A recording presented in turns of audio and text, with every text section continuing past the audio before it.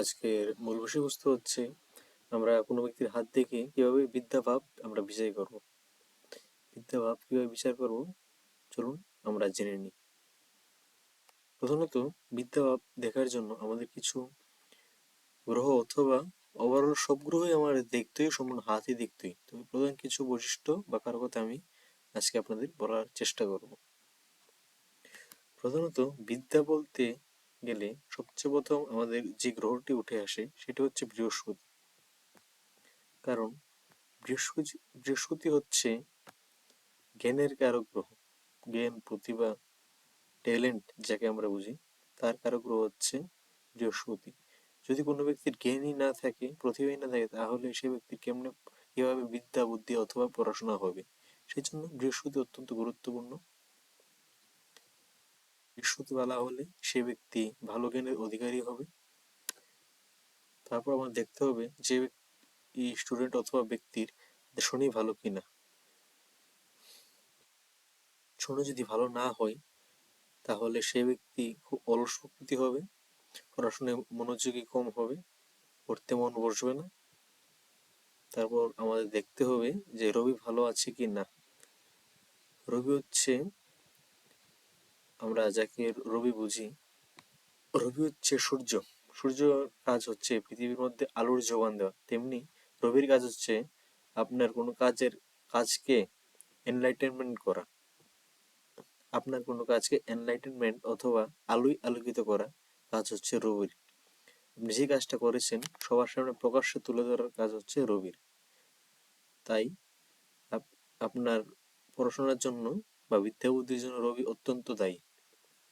আপনি ধরুন, আপনি পরীক্ষা দিয়েছেন, আপনি সম্পূর্ণ ভালো পরীক্ষা দিয়েছেন, আপনি ভেবেছেন 100-তে 80 নম্বর পাবেন, কিন্তু দেখা গেল রেজাল্ট আসার পর আপনি 50ও পেলেন না। এটা কারণ হচ্ছে রবি। রবি আপনার প্রতিভাকে আলোয় আলোকিত করতে পারেনি। অতএব কিন্তু আপনার বৃহস্পতি গ্রহটি খুবই ভালো ছিল, কিন্তু রবি গ্রহটি অত্যন্ত গুরুত্বপূর্ণ। তারপরে আমাদের দেখতে হবে যে বুধ গ্রহটি ভালো আছে কিনা। প্রধানত বুধ হচ্ছে বিদ্যা বুদ্ধির কারক গ্রহ, উপস্থিত জ্ঞানের কারক গ্রহ। কোনো ব্যক্তি যদি উপস্থিত জ্ঞানই না থাকে, তাহলে কিভাবে ওই ব্যক্তির পড়াশোনা হবে? তারপর আমাদের দেখতে হবে চন্দ্রগ্রহ। চন্দ্র হচ্ছে মানসিকতা, মন মানসিকতা কারক গ্রহ।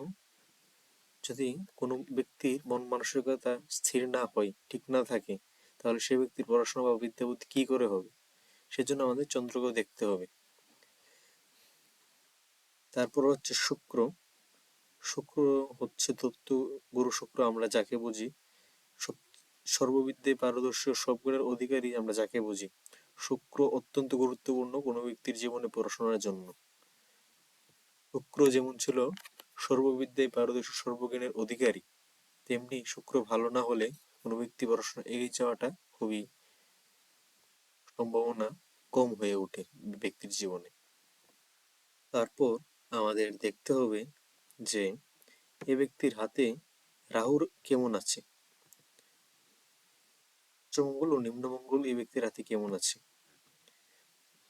যদি এই দুই ক্ষেত্র ভালো না হয় এ ব্যক্তির ক্ষেত্রে, তবে আমাদের বুঝতে হবে যে ব্যক্তির ধরুন বয়স হচ্ছে 12-13+, ও এই জায়গায় রাহু রেখা দ্বারা খণ্ডিত হয়েছে, এই মঙ্গল ডিস্টার্ব আছে, উচ্চমঙ্গল নিম্নমঙ্গল দুটোটাই ডিস্টার্ব আছে, যাকে আমরা রাহুর ক্ষেত্র বলি। তাহলে বুঝতে হবে যে এই ব্যক্তির বন্ধু বান্ধব, বন্ধু সঙ্গর দ্বারা এই ব্যক্তির পড়াশোনা কিন্তু ব্যাঘাত ক্ষতি হতে পারে। প্রধানত এটি ছিল কিছু গুরুত্বপূর্ণ বৈশিষ্ট্য বা কারকতা। তারপর আমাদের দেখতে হবে সে ব্যক্তির হাতে বৃহস্পতি কেমন আছে। প্রথমত বৃহস্পতি দেখতে হবে।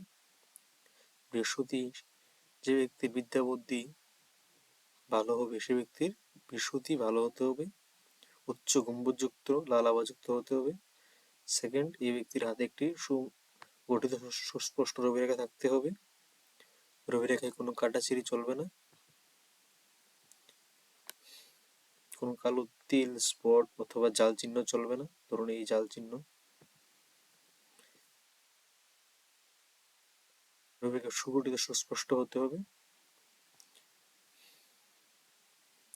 তাহলে, অথবা এ হতে পারে বুধ বুধের পর্বতে এই বুধ রেখা রয়েছে, বুধ সুক্ষুদ্র গঠিত সুস্পষ্ট রয়েছে, কনিষ্ঠ আঙ্গুল মানবিক আঙ্গুলের তৃতীয় পর্বকে ক্রস করেছে এতটুকু হাইটে। তাহলে আমাদের বুঝতে হবে যে ব্যক্তির পড়াশোনার জায়গাটি মোটামুটি ভালো পজিশনে রয়েছে। পাশাপাশি আমরা দেখতে পাই চন্দ্র কেমন রয়েছে, চন্দ্র যেহেতু মন মানসিকতার কারগ্রহ। এই তিনটি রবি প্লাস বৃহস্পতি ও চন্দ্র যদি কোনো ব্যক্তির ভালো হয়, তবে আমরা বলতে পারি যে ব্যক্তি পড়াশোনা ভালো হবে। ধরুন কোনো ব্যক্তির হাতে এই রবি রেখা রয়েছে, একটি দ্বীপ রয়েছে, তাহলে বুঝতে হবে যে রবি এই ব্যক্তি খারাপ প্লেসমেন্টে রয়েছে। তারপর ধরুন এই রবি রেখা রয়েছে, রবি রেখার সোজা মাঝ বরাবর একটি ক্রস রয়েছে, তাহলে বুঝতে হবে যে ব্যক্তির 10th ক্লাসের মধ্যে অথবা মাধ্যমিকের সময় শারীরিক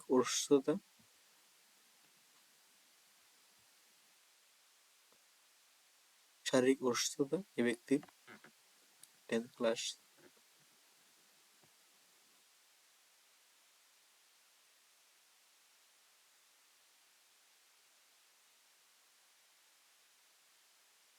শারীরিক অসুস্থতার মধ্যে এই ব্যক্তি ভুগতে পারে, অথবা আমাদের অন্য প্লেসমেন্টও দেখতে হবে।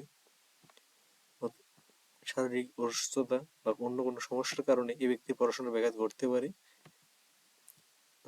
হয়তো বা 1 বছর লস হতে পারে এই ব্যক্তির। তারপর আমাদের দেখতে হবে যদি এই স্থানে একটু নিচ বরাবর কাটাকাটি থাকে, তাহলে বুঝতে হবে যে ব্যক্তির ক্লাস 12-এর কাছাকাছি ইয়ার লসের সম্ভাবনা রয়েছে। আর এই স্থানে যদি থাকে, ধরুন গ্রাজুয়েশনের পাশাপাশি সময়কালে এই ব্যক্তির পড়াশোনার ব্যাঘাত সৃষ্টি হতে পারে।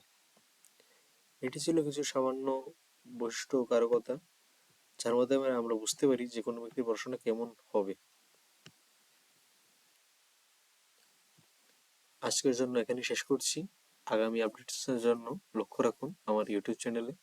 আর আগামী ভিডিওর মাধ্যমে আমি আপনাদেরকে জানিয়ে দেব যে দ্বাদশ ভাবের বিচার হাতের মাধ্যমে কিভাবে করতে হয়। যেমন দ্বাদশ ভাব বলতে প্রথম ভাব আমাদের শরীর স্বাস্থ্য, দ্বিতীয় ভাব আমাদের ধন, ব্যাংক ব্যালেন্স, আত্মীয় পরিজন, তৃতীয় ভাব ভাতৃস্থান, চৌথ ভাব হচ্ছে মাতৃস্থান, পঞ্চম ভাব হচ্ছে যেটা আমরা শিক্ষাস্থান অথবা পুত্রস্থান বলি, ষষ্ঠ ভাব হচ্ছে শত্রুস্থান, তারপর সপ্তম স্থান হচ্ছে ব্যবসা স্থান, যেখানে পার্টনারশিপ বলি বা বিবাহ স্থান, অষ্টম ভাব হচ্ছে আয়ুস্থান, নবম স্থান হচ্ছে ভাগ্যস্থান, দশম স্থান হচ্ছে কর্মস্থান এবং একাদশ স্থান হচ্ছে যাকে আমরা একাদশ ভাব বলি আয় স্থান, ও দ্বাদশ ভাব হচ্ছে ব্যয় স্থান। এই সম্পূর্ণ দ্বাদশ ভাবের বিচার আমরা কিভাবে হাত দেখে আমরা বলতে পারবো, সেটা আমরা আগামী ভিডিওর মাধ্যমে আমরা আস্তে আস্তে স্টেপ বাই স্টেপ আমরা জানবো।